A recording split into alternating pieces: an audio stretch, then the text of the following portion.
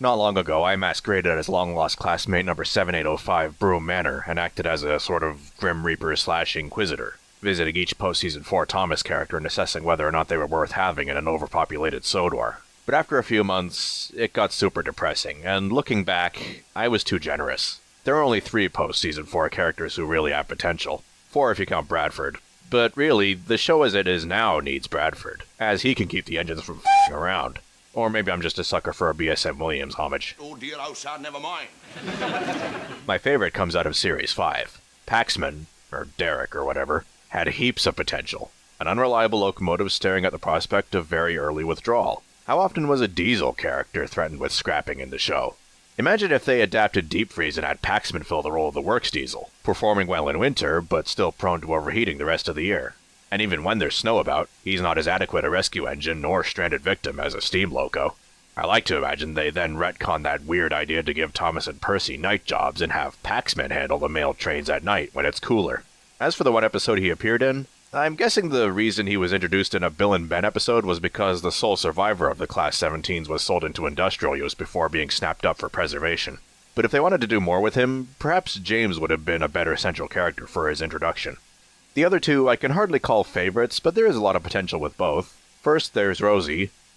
There we go. Having a female USATC S100, or Southern USA Dock Tank or whatever, strikes me as pretty Audrey-esque. I'm not an Audrey purist, no. But I like his thought process. The engines kind of personify railway employees, and at the time, those were mostly guys. In wartime, though, with all the lads going off to fight the Germans, the railways had to employ women. So like Mavis, who's female because she has skirts, it makes sense to have a female wartime engine in the franchise. Sadly, the S100 we got is just another insubstantial toy. I know everyone's got their tails between their legs on subjects like this, but I'd much rather have something that feels real and appropriate than feels forced and pandering. Rosy comes close to the former, and while I'd rather she wore USATC gray, at least she doesn't look laughable now. And by the way, Porter's redundant. Rosy has the same dome layout and could well have been built by H.K. Porter. There was no reason not to let her demonstrate standing gear to young audiences. And as long as we're on fitting female characters, who's seen All Change at Evercreech Junction? West Countries was the female of the species. She had a nice green dress on, and she was light and dancing on her feet, and she whispered to you. She never had a real bark on her. Put her up in society on first-class coaches or passenger train, and she was in her element, but she didn't like getting her hands dirty on coal trains or anything like that. Yeah, I was intrigued by Rebecca, the Southern West Country. By the way, as long as she was built at Brighton, I'm all for the yellow livery.